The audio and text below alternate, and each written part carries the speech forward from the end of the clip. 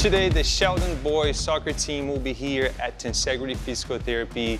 We're going to be testing their strength using the Biodex machine and also analyzing their running mechanics using the treadmill with 2 cameras and pressure sensors. Hi, Sean.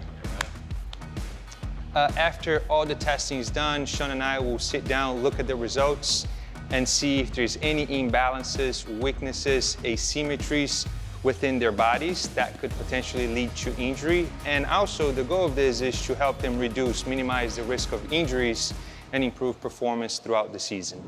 The first thing that we are gonna test the boys on, the athletes, is gonna be the isokinetic strength testing Biodex machine.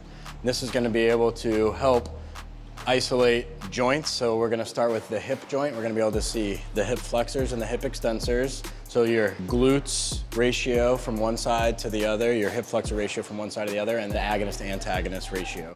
Then we're gonna bring it down to the knee. We're gonna be able to see the quad and the hamstring ratio, and then be able to compare them to the hip complex and the knee complex. So it gives us a lot of information that we're gonna be able to break down in terms of force output or strength from the athletes here.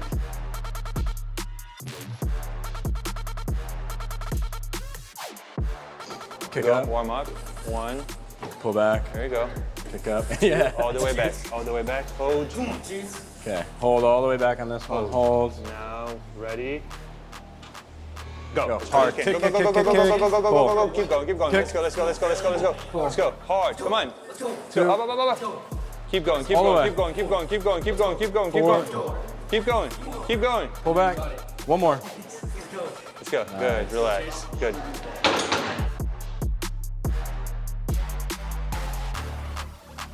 Go. Let's go. Fast. Go, go, go, go, go, go, go, go, go, go, go, go, go. Ready? Go, go, go, go, go, hard, hard, keep going, hard, keep going, keep going, keep Faster, going, keep going, faster, keep going, keep faster. going, keep going. Let's go. Fast. Come on. Let's go. Halfway there. Go, go, Keep go, go, going. go, go, go, Push, go, go, push, go, go, push, go. Keep going, keep going, keep going, keep going, keep going, keep going, keep going. Let's go. Let's go. Nice. Good. Well Done. done. Boys, just gather around. Sean is going to explain. And the first one we'll do is your knee. It's basically going to be mainly testing your strength or force output from your extensors, so kicking out, which is primary quad, and then your flexors, which is pulling back, which is like primarily hamstring. So we're going to be able to see the difference from side to side, and then the ratio from front to back. Your extension, which is your quad strength, we ask that a peak torque to body weight, so like how strong your torque is relative to your size. We want that to be 150%, so like 1.5 times your body weight. And you are 256 on the right. Let's go, let's go. Nice. And then left side, you're at 274. So it's good. When we start seeing like high school athletes, we want 200, college athletes like 250, 300, and we want Armando style quads like 400s when we get pros. He's at 400s. So your deficit that we're looking at, anything that's within 10% from one side to the other is considered within like your standard norms. So you're at 6.9, 7%. So that's fantastic.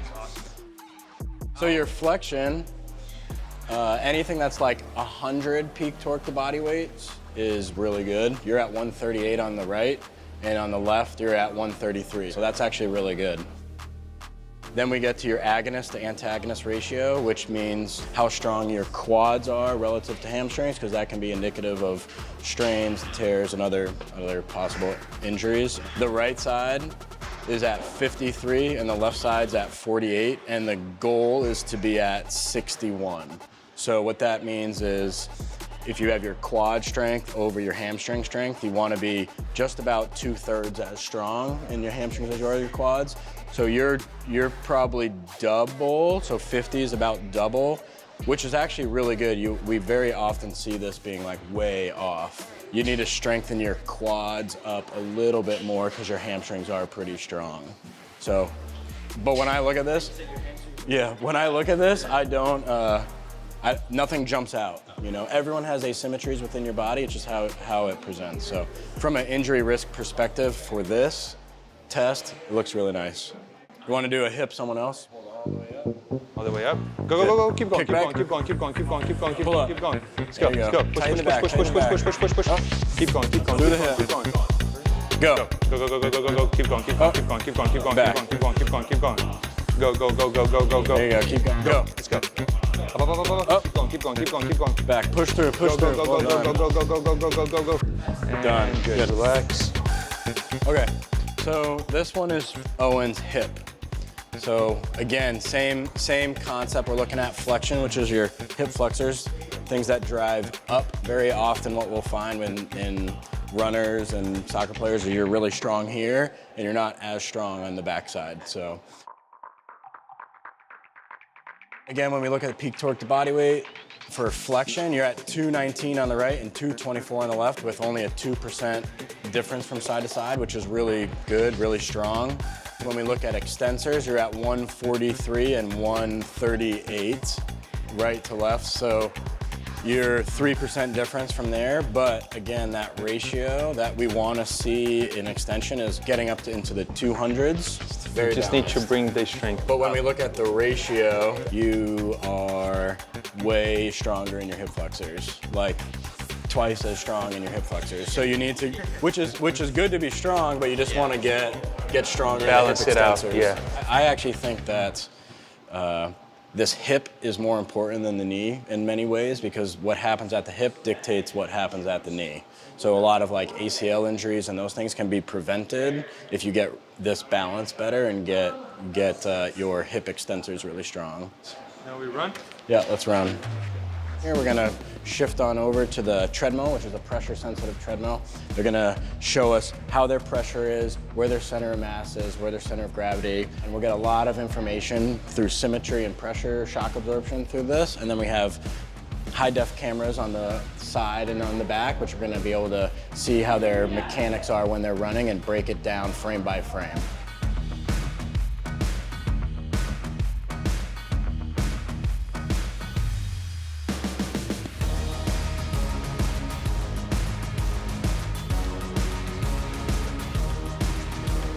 Okay, so with this, what we're gonna go through is two different parts of the running analysis, and what we're primarily looking for is any significant asymmetries, any patterns that you might express that might decrease your efficiency or increase risk of injury. First point here is gonna be your pressure output. So the treadmill has pressure-sensitive pads underneath, so every step that you took during that minute-and-a-half run, it's calibrated and checked to see what your normal pattern is for pressure, and you can see it's very low. So blue and green on both sides is very low, which is really nice.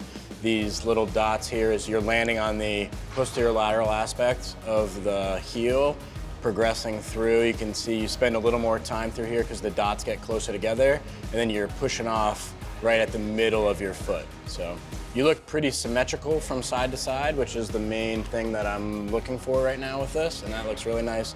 This is your center of pressure diagram, and it shows that you're very consistent with your impact and loading throughout the left foot as well as the right foot. Then I'm looking at your total pressure to see that they're very close. And then down here, I'm looking at duration of time spent on your heel to midfoot and your forefoot, and you have a really nice progression. As I watch initial contact here, I would like to see your pelvis stay really level in a single leg stance, and that is perfect as you progress through. Wow. So as you're pushing off, you're not able to get that true hip extension to the terminal position, which is 20 degrees. So you kind of cheat a little bit by, if I back up, see how you're leaned forwards right there? As I get to here, see how like you bring your chest up a little bit more? What that can do if you're running like really long distances or you're doing high velocity power, it can put a lot of shear load at the lumbar spine and the hip. So sometimes that can lead to low back pain and different things through that. But overall, I would say you are a very efficient runner with good symmetry in your strength. I would give you a low risk for injury, but that doesn't change like volume of training and all that stuff too. Everyone is at a risk for injury, so just understanding, mitigating those things is what we're trying to do. Did you get that fly? Today I learned to not cross over when running and to work on my hamstrings, make them strong. We saw a lot of tightness in the hip flexors, okay? And a little bit of knee valgus going that way. Okay, so now we're gonna pick foam rollers, to kind of go through a few foam rolling exercises and stretches as well, mainly for the hip flexors. Place that on the ground. Let's just foam roll your glutes first. Okay, you're gonna sit on the foam roller. Okay, if you're gonna roll the right side, you're gonna bring right leg up, get your hands back, rotate this way. Yeah, it's gonna, yeah. And now you just roll, yeah. There you go. So this you should be doing on a daily basis, okay, before, after training. You spend about 10 to 30 seconds each side for about 3 sets. Yeah. And long term, this is gonna help you guys a lot. As I can see, you guys are in pain right now. So that means you're extremely tight. No need to spend hours on this. It's not the case. Just little by little every single day. Long term, it's gonna help you guys. So let's go quads first. It's pretty easy, so go all the way up and all the way to the top of the knee. Never roll in the joint. Okay, now you're gonna rotate that way. Make sure it's a 90-degree bend, okay? Foot up. Now on your toe, opposite leg, and roll it. There you go.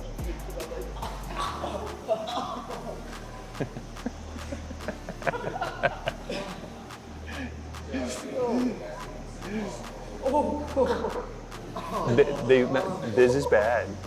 So sit on the foam roller. Okay, now you're gonna go all the way to the top of the knee and back.